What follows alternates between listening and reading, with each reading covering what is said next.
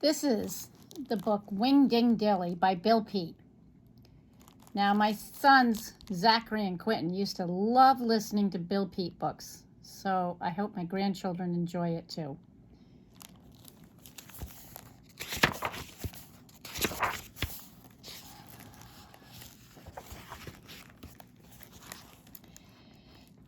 Scamp flopped down heavily on the porch with a mournful sigh.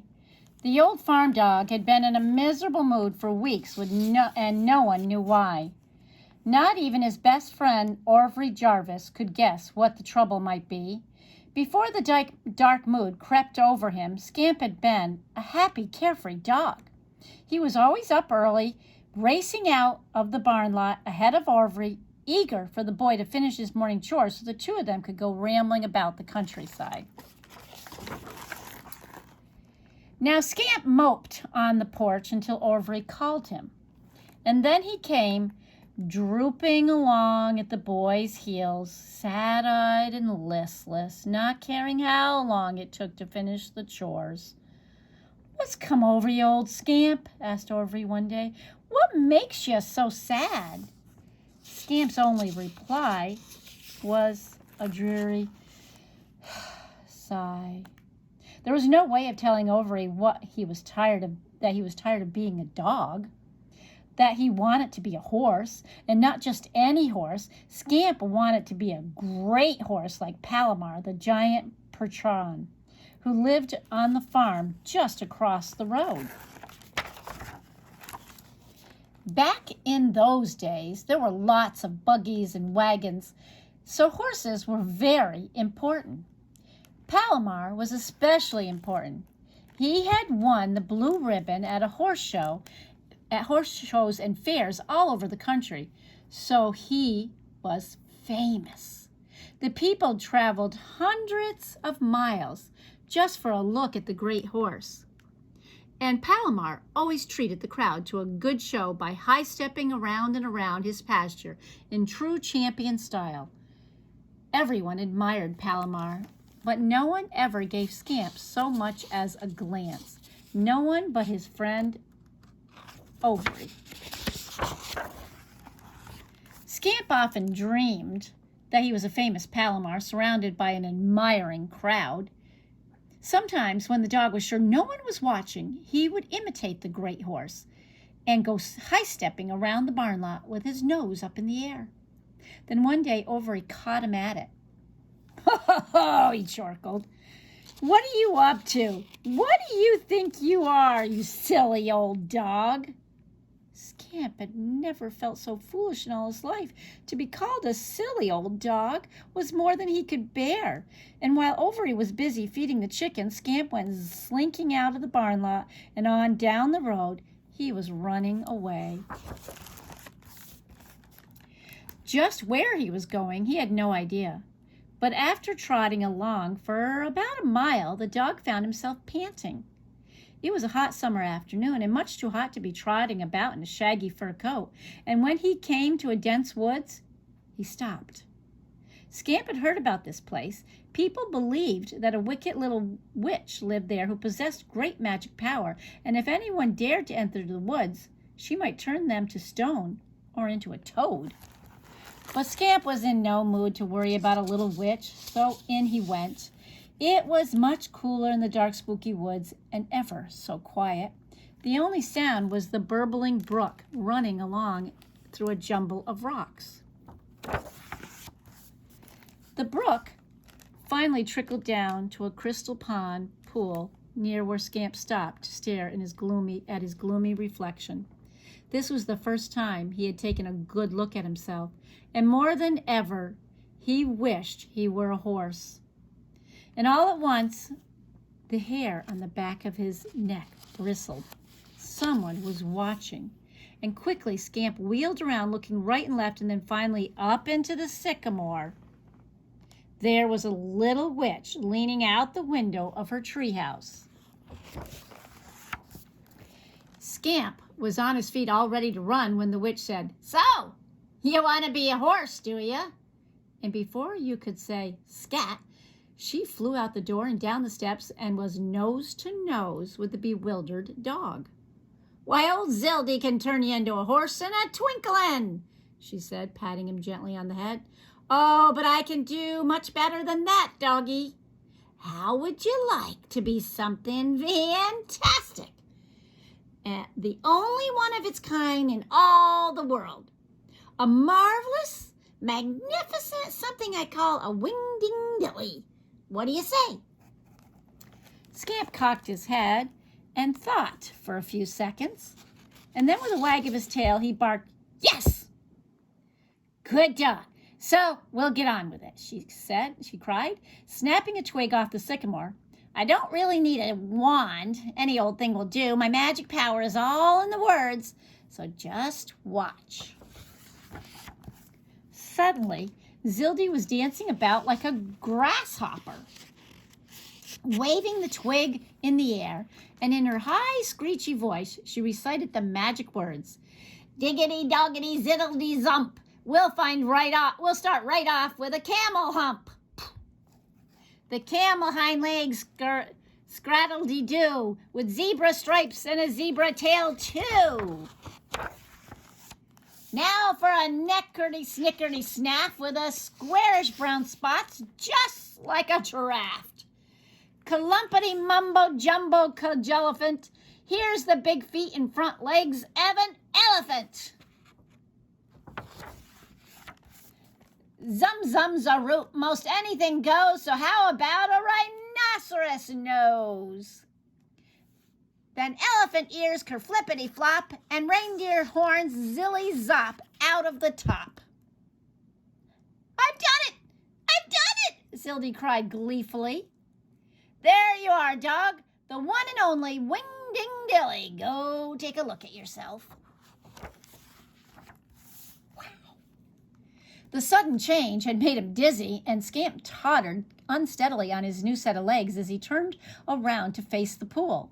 What he saw was much too much to take in all at once, and with a loud rhino snort, he went staggering backwards. Wow. That's a different look. "See what I mean?" said the little witch. "You're one whopping big surprise. Now I'd better skedaddle if I'm going to make cookies today." And Zildy scuttled up to her stairs into the treehouse, leaving the Whingdingdilly wondering what he would do. Finally, he decided he'd better go home. And just as he started off, the witch called out the window, "Take care you don't step on my tulip bed with those big clumsy feet of yours." In the shadows of the sycamore were rows of bright yellow flowers. As he headed back through the trees, he was careful to step around them. Making his way through the dense woods had been very easy for the dog, but now it was almost impossible for the Whingdingdilly. Excuse me. Alexa, stop. It was a struggle every step of the way, for his antlers catching on the tree limbs, the rhino horns hooking onto the vines, and clumsy elephant feet stumbling over the logs, and the camel feet tripping over the elephant feet. The going was so slow that it was near sundown when he finally made it to the edge of the woods. As Scamp poked his head out through the trees, he surprised a sow and her 6 piglets. Squealing in terror, they went racing pell-mell away through the weeds. "What a fright I must be," thought Scamp. "I'm in no shape to be running around in plain sight. No telling what people might do." Then, stretching his long giraffe neck, he raised his head for a view of the countryside, and as far as he could see, the fields were deserted. So were the roads. All the farmers had gone to dinner, so there was a good chance of getting home without being seen. As he lumbered out into the open road, he found the going much easier. It was just a matter of keeping the long, striding camel legs from overrunning the plodding elephant legs. And he was clumping along in a pretty good clip when all at once he heard Orvery calling, "Here, Scamp! Here, Scamp! Here, Scamper boy!" He was coming up the road just over the next hill. If Orvery should come face to face with a Whingdingdilly, especially in the eerie light of the evening, it might scare his scrawny little friend out of a year's growth. That wouldn't do. In one clumsy leap, Scamp was over the fence and went sprawling headlong into a wheat field. Then he remained flat to the ground, scarcely breathing, as still as a wheat shock. When Overy came to the top of the hill, he stopped for one last call in such a long, loud, "Here, Scamper!" that it echoed for a mile across the countryside. Then he listened for a bark, an answering bark, but there was only the faraway crowing of a rooster. Where could he be? Wondered Overy as he turned and headed back down the road. Scamp raised his head to watch until the boy was no more than a speck in the distance. Then, with an effort, he hauled himself to his feet and hobbled over the fence back onto the road. By this time, he was getting leg weary, and he went plodding along ever so slowly. It was growing dark, and he finally reached the Jarvis farm. Cautiously, he pushed open the gate, tiptoed across the yard to the house, and peeked in the kitchen window. The family had just finished dinner, everyone but Overy, who sat at the table staring at his plate. "Scamp is always home at dinner time," said the boy. "Something's happened to him, or he'd be here." "If old Scamp's really gone for good," said his father, "then I'll tell you what. Armstrongs have a new colt, and they'll sell him. And if they'll sell him, he's all yours. How would you like that, son?" "It's not the same," said Overy. "You can't get to know a horse, not like you can a dog. Old Scamp understood just about everything I said. He was a lot smarter than any old horse, and besides that, he was a real friend." Scamp could hardly believe his big floppy ears, so Overy didn't really mean it when he called him a silly old dog. In fact, Overy thought he was smart, and Scamp heaved a great sigh of relief. But what would Overy think of a Whingdingdilly? Scamp decided to wait until morning to find out, and he stood there in the dark until he was sure everyone had gone to bed. Then the Whingdingdilly stretched out full length on the front porch, and with a monstrous yawn, maybe this is nothing but a bad dream, he thought. "And when I wake up, I'll be the same as ever." And pretty soon he was sound asleep and snoring just like a rhinoceros.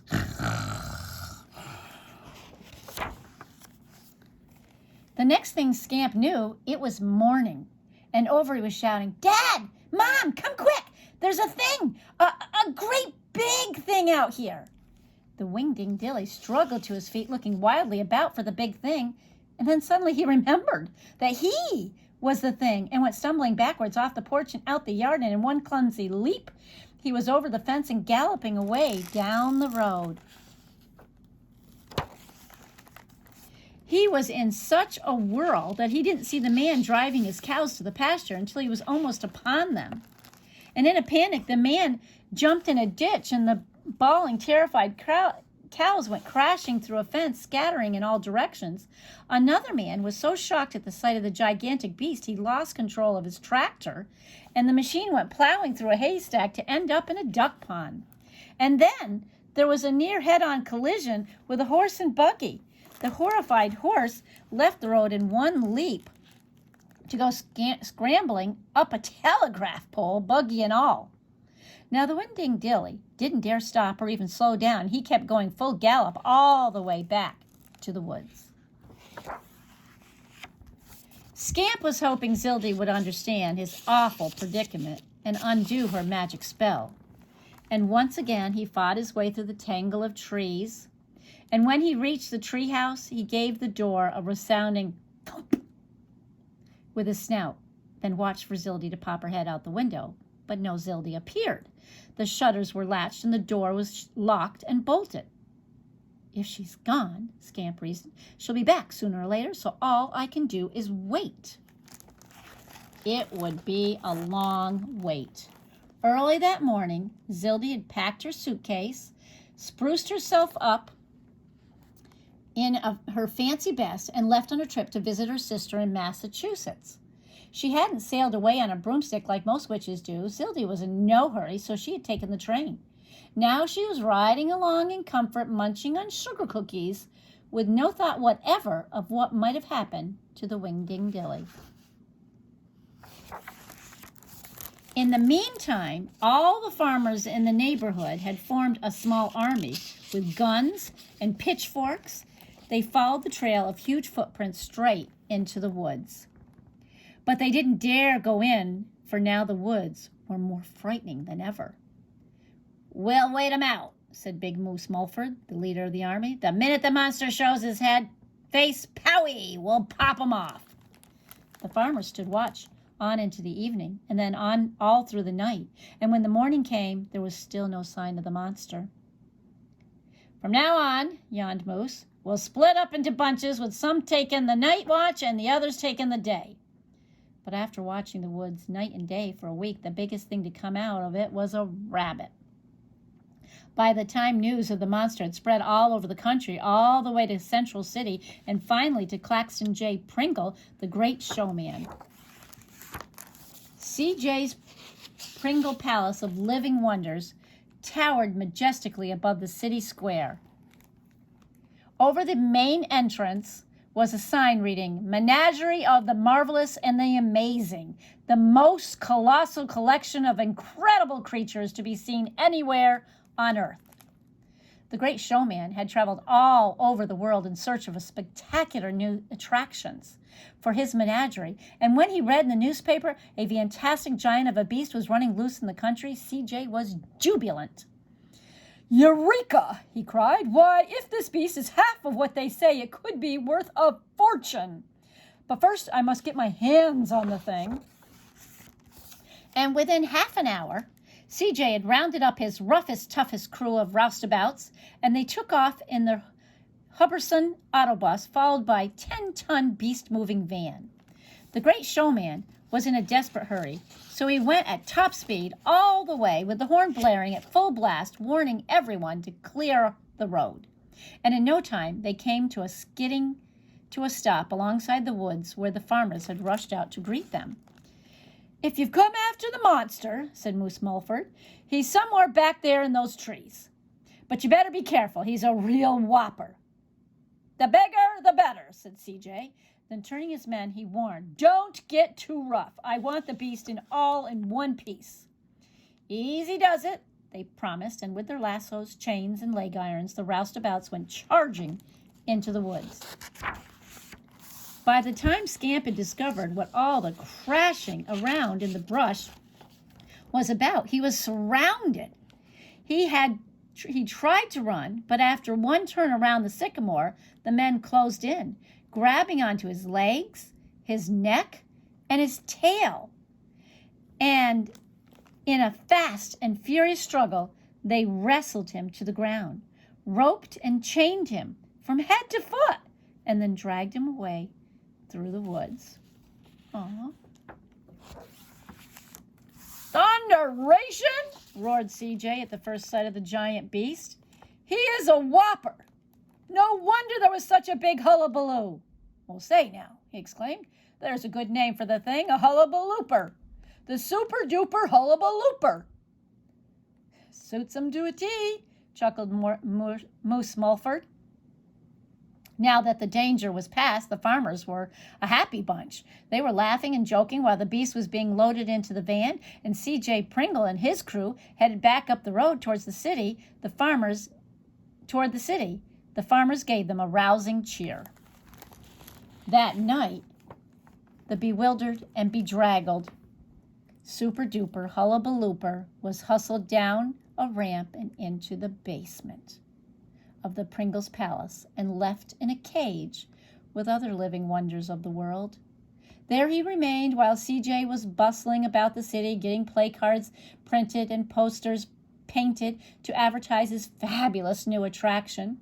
The most colossal, most stupendous, and phenomenal creature in all the universe. Don't miss the grand presentation of C.J. Pringle's Palace of Living Wonders on the great day of July 20th. Two-headed goose, a half a donkey, and a really tall chicken. When the great day arrived, Pringle's Palace was jammed to overflowing, with thousands more waiting in the line outside. "Keep calm, everyone," bellowed C.J. as the noisy excited crowd kept pushing and shoving for a closer look at the amazing beast high up on the pedestal. The super-duper hullabalooper was too much to believe. Some people poked at him with their canes, while others yanked on his tail to make sure the beast was real. Now, Scamp was even more famous than the great Palomar, and yet he had never been so miserable in all his life. He wished there was some way to escape, but he was always kept chained to the pedestal, and after the show, he was caged in the basement for the night. So it seemed that Scamp was doomed to spend the rest of his days as the greatest of all living wonders at Pringle's Palace. Oh, I don't think that's what he wanted. Then one afternoon, Zildy returned home. "Zarks!" she cried when she reached her tree house. "Somebody's trampled up my tulips, and I know who." All around the sycamore were the telltale elephant tracks and the camel tracks of the Whingdingdilly. "I'll get even," she muttered. "And don't worry, Whingdingdilly, I'll find you." Then Zildy shut her eyes to concentrate. "Now let me see. So there you are, living in a palace, a highfalutin somebody, a celebrity, are you? Well, I'll fix that." And in one hop, Zildy was up on a stump.